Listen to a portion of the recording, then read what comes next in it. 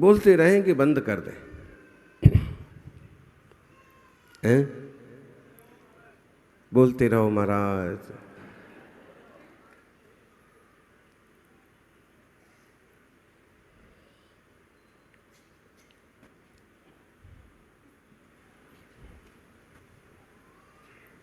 बोलने से ज्यादा फायदा मौन में होता है। एक चुप 100 सुख। कहीं भी कुछ भी चल रहा है, आप कुछ मत बोलो, आप तो अपने में रहो, सीधे सीधे रास्ते चलते रहो, तो कहीं कोई समस्या नहीं आएगी। और तुमने जरा इधर उधर देखा, बोले सड़कों पर वो लिखा रहता ना, नजर हटी दुर्घटना घटी। मोक्ष मार्ग में भी ये लागू होता है, नजर हटी दुर्घटना घटी। आप सीधे मन वचन काया की प्रवृत्ति को एकाग्र कर लीजिए और अपने रास्ते चलते रहिए, आपको कोई तरह का खोटा आश्रवबंध नहीं होगा। लेकिन नजर हटी, रत्नत्रय से नजर हटी, तत्व ज्ञान से नजर हटी, वेद विज्ञान से नजर हटी, कि फिर दुर्घटना घटी। या तो आप किसी की निंदा करने लग जाएंगे, या खोटे विचार करने लग जाएंगे, या खोटा कार्य करने लग जाएंगे, आश्रव बंध से बच नहीं पाएंगे। क्या नहीं हो? नजरें संभाल लो। सृष्टि को तो नहीं बदल सकते हैं, दृष्टि को तो बदल ही सकते हैं। दृष्टि बदल जाती है तो एक वस्त्र वाला व्यक्ति भी वेद विज्ञानी सम्यक दृष्टि हो जाता है। और अगर दृष्टि नहीं बदली तो साधु कहलाने वाले भी आश्रवबंध के भागीदार बने रहते। आचार्य समंतभद्र स्वामी ने तो एक जबरदस्त श्लोक लिखा। वो कहते हैं, ग्रस्थो मोक्ष मार्गस्थो निर्मोहो नैव मोहवान, अनगारो ग्रही श्रियान निर्मोहो मोहिने मुने। बोले वो ग्रस्त अच्छा है। कौन सा ग्रस्त अच्छा है? जिसने मोह को, मिथ्यात्व को खत्म कर दिया, जिसने स्व को स्व जाना, पर को पर जाना, तत्व का निर्णय जिसने किया, वो ग्रस्त भी अच्छा है। लेकिन जो आज भी राग द्वेष मोह के प्रपंच में पड़े हुए हैं, वो मुनि भी अच्छे नहीं। समझ में आया? इस लाइन को लेकर के कुछ लोग क्या करते हैं कि चलते फिरते मुनि राजों का तिरस्कार करने लगते। बोले स्वामी समंतभद्र ने कहा ना, मुनि भी अच्छे नहीं। मुनि में इसका मतलब ये नहीं, यहां मुनि अच्छे नहीं का मतलब ये है कि जिनका मिथ्यात्व तो नहीं गया, जिनकी साधना बराबर नहीं है, उन मुनियों को समझाया गया है। आपके लिए आदेश नहीं दे दिया गया कि मुनि श्री का तिरस्कार करने लग जाओ। मुनि पद पाना, मुनिराज की साधना करना इस जीव का सबसे बड़ा सौभाग्य है। जन्म जन्म के सत्कर्मों का जब तक होता मेल नहीं है, क्या समझे?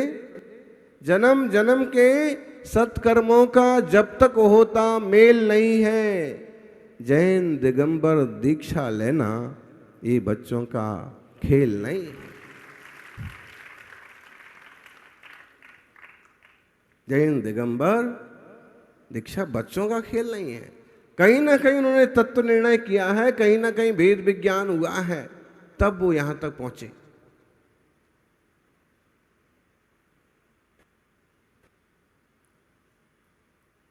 अभी आप सुन रहे थे ना, वो फागी वाली कह रहे थे, महाराज जी हैं दीक्षार्थियों को हमारे गांव में भी गोद भराई के लिए भेजो। अरे भाई, आपके गांव वालों की गोद क्यों नहीं भर देते हो? अलग से बाहर से बोला, क्यों बुलाने की जरूरत पड़ी है? 2-4 गांव में ही तैयार करो। लेकिन क्या करें महाराज,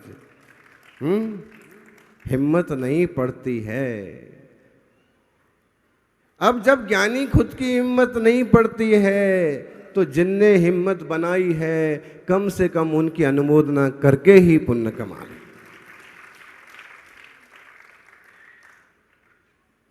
बड़ा दान नहीं कर पाए, जिनने करा उनकी अनुमोदना।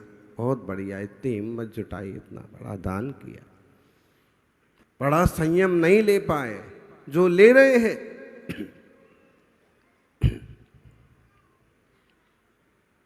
उनकी अनुमोदना करो। बड़ा स्वाध्याय नहीं कर पाते हैं, जो कर रहे हैं उनकी अनुमोदना करो। जिनालय में कई बार लोग ऐसे मिलते हैं, अब जैसे कुछ युवा हैं वो सुबह से शाम तक सेवा में रहते, और सेवा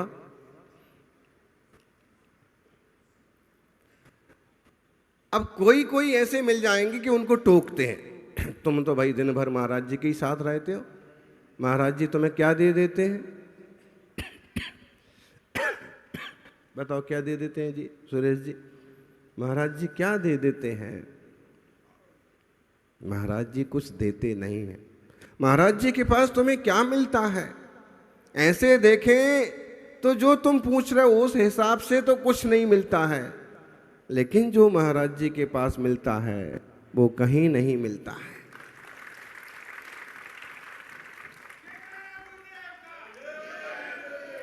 शांति, सुकून, वेद विज्ञान दुनिया में किसी दुकान पर नहीं मिलेगा आपको। आनंद, अपनेपन की अनुभूति, निश्चल वात्सल्य दुनिया में कहीं नहीं मिलेगा। कहाँ मिलेगा? कहाँ मिलेगा? देवशास्त्र गुरु के चरणों में। कोई बनावट नहीं, कोई दिखावट नहीं, कोई सजावट नहीं, ओनली स्वरूप में बसावट। जहां दिखावट है, जहां सजावट है, जहां बनावट है, वहां तो गिरावट है। यानी जहां तुम्हें सजावट दिखे ज्यादा, आकर्षित मत हो जाना है। देख लो आजकल सजावट पर ही, वो ही बॉलीवुड स्टार यहां दर्शन करने आए थे तो कोई शोर शराबा नहीं हुआ, कोई हूटिंग और सीटिंग नहीं हुई, लेकिन जब वहां बन सवर करके पहुंचे, लीपा पोती करके पहुंचे, तो मन चले लोग सीटियां बजाने लगे। कितना अंतर है। साधु के क्षेत्र में जाते हैं तो भी विकार और वासनाएं समन हो जाती हैं, और विकारियों के बीच में जाते हैं तो विकार और वासनाएं और बढ़ जाती हैं। क्या ये फायदा नहीं है साधु संगति का? दुनिया भर की अशांति से भरा हुआ आदमी भी शांति सागर के चरणों में पहुंच जाए, शांति के सागर,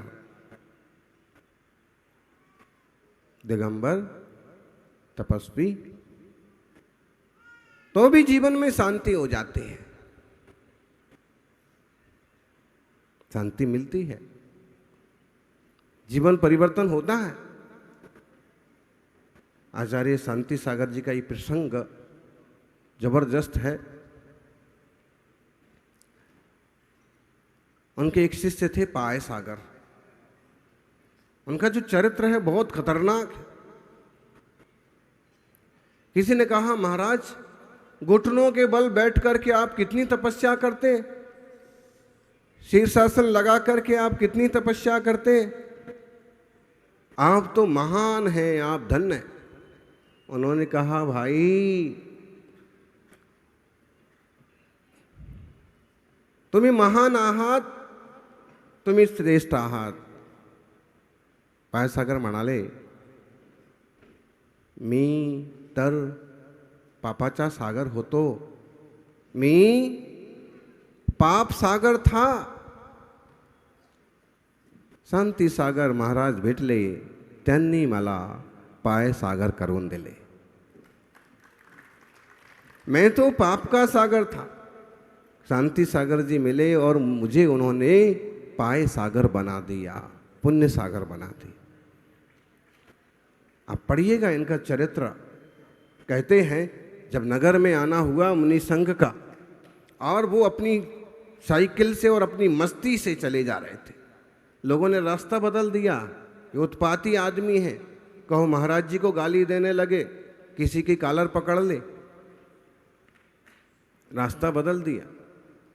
लेकिन उसने भी रास्ता बदल दिया. जिधर जुलूस गया, जुलूस के साथ साथ वो भी चला गया। और जब मंडप में महाराज बैठे तो जाके मंडप में बैठ गया। परिचित लोगों ने भी विचार किया कुछ ना कुछ उपद्रव करेगा। होते हैं ना कुछ एक दो लोग, आज ये आया है, आज ये कुछ तो करेगा। क्यों जी विनोद जी?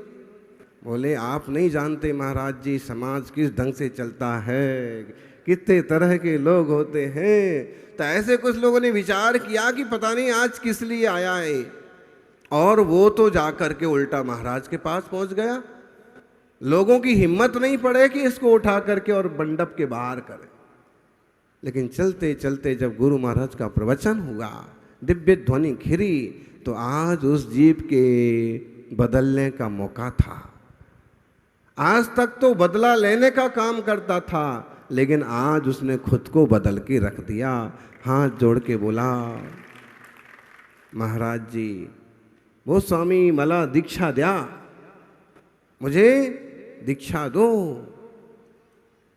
लोग सकते में आ गए, सप्त व्यसनी आदमी, नाचने गाना नौटंकी करने वाला आदमी, और इसको दीक्षा। धीरे से एक सेठ जी कान पे आके बोले, महाराज इसको दीक्षा मत दो। महाराज जी बोले, उसको बोलने तो दो अपनी बात, त्याला बोलून द्या, तुम क्यों अभी, मैं दीक्षा थोड़ी दिए दे रहा हूं। फिर महाराज ने उसको समझाया, तुम्हें दीक्षा मिल जाएगी, पहले थोड़ा सा ब्रह्मचर्य का अभ्यास करो, पहले थोड़ा सा साधना करो, पहले हमारे पास रहो। सेठ जी ने कान में फिर कहा, इसको अपने संग में रखोगे, अपने पास में रखोगे। लेकिन गुरु की दृष्टि दूरदृष्टि होती है। शैतान में भी संत के दर्शन कर लेते हैं गुरु,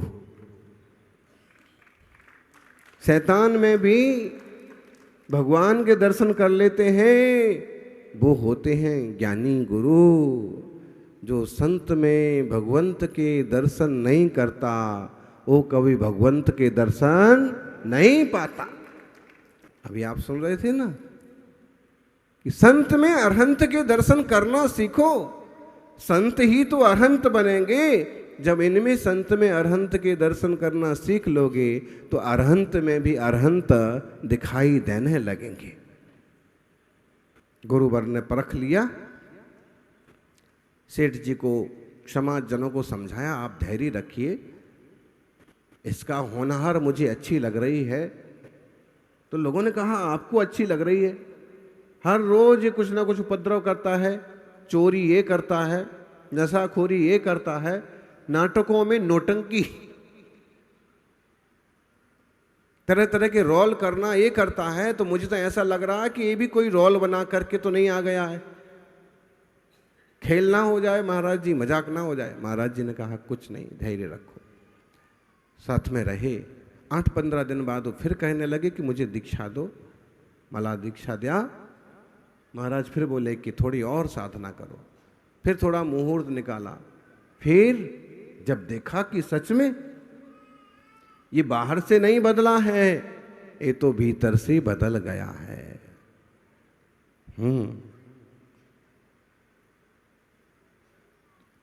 बाहर से बदल जाते हैं। आजकल कुछ ऐसे प्रिजर्वेशन डाल देते हैं कि फल जो है बाहर से तो पक जाते हैं और भीतर से खराब रहते हैं।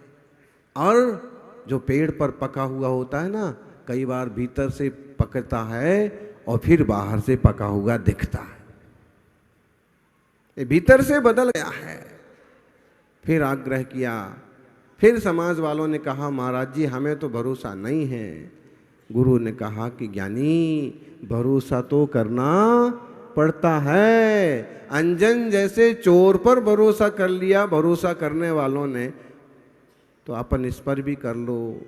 और उन्हें योग्य मुहूर्त में दीक्षा दी और वो साधा सप्त व्यसनी ग्रस्त बदल करके मुनि पाए सागर बन गए।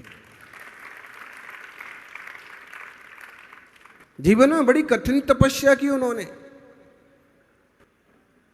कहते हैं वो जब प्रवचन करते थे तो उन्हें अभ्यास तो था ही पहले का, नाटक नौटंकी का। देखो भाई, कुज्ञान वो ही तो होता है जब तक सम्यक दर्शन नहीं होता है, और सम्यक दर्शन हुआ कि वही ज्ञान सुज्ञान हो जाता है। वेद पुराणों का, उपनिषदों का, शास्त्रों का ज्ञान था, लेकिन अभी तक बोले मिथ्या ज्ञान है। क्यों? सम्यक दर्शन नहीं है। सम्यक दर्शन होते ही वही सम्यक ज्ञान हो जाता है। ऐसे ही चारित्र, पहले वो नाटक नौटंकी में जो एक्शन होते थे वो बाहरी दिखावटी थे। अब जब वह तत्व ज्ञान के साथ, निर्णय के साथ और जब एक्शन के साथ लोगों के सामने अपने प्रवचन पेश करते तो लोगों को सीधा सीधा समझ में आ जाता। उदाहरण देते, देखो भाई, तपस्या तो करना पड़ेगी, जब खूब तपोगे तो ऐसे फूल जाओगे जैसे खूब आग पर तपने से रोटी फूल जाती। रोटी कैसे फूलती है? बोलो, कैसे फूलती है? बोलो, क्यों महाराज जी याद दिला रहे हो? अभी तो जब फूलती है ना तो ऐसे, तो पहले तो ऐसी होती है, और जब फूलती है तो कैसे होती है? ऐसे हो जाती। बोले देखो, जब आग से तप करके रोटी फूल गई और रोटी अलग अलग दो भागों में बट गई, ऐसे जब कोई जीव तपस्या करता है भेद विज्ञान पूर्वक तो आत्मा और देह दो भागों में बढ़ जाती है, अलग अलग हो जाती है। निर्णय तो हो ही जाता है। तो ऐसे ज्ञानी अपन भी तत्व के मार्ग पर बढ़ते रहें और संतों में अरहंत के दर्शन करना सीखें। गुरुकुल और पाठशालाओं का प्रभाव तो आप देख रहे हैं। ये नन्हे मुन्ने बच्चे, इन लोगों ने भी कितने बढ़िया ढंग से अर्घ अर्पण करना, पूजा करना, अभिषेक करना। पाठशालाएं चलती रहना चाहिए। पाठशाला तो संस्कार के बीजारोपण का मूल आधार है, और ये संस्कार ही कल उन्हें एक बड़ा अच्छा इंसान बनाएंगे। जिन धर्म की ध्वजा लेके चलने वाले अच्छे श्रावकों के निर्माण के लिए पाठशालाओं का सुचारू रूप से चलना जरूरी है, स्वाध्याय का होते रहना जरूरी है। सभी का जीवन मंगलमय बने।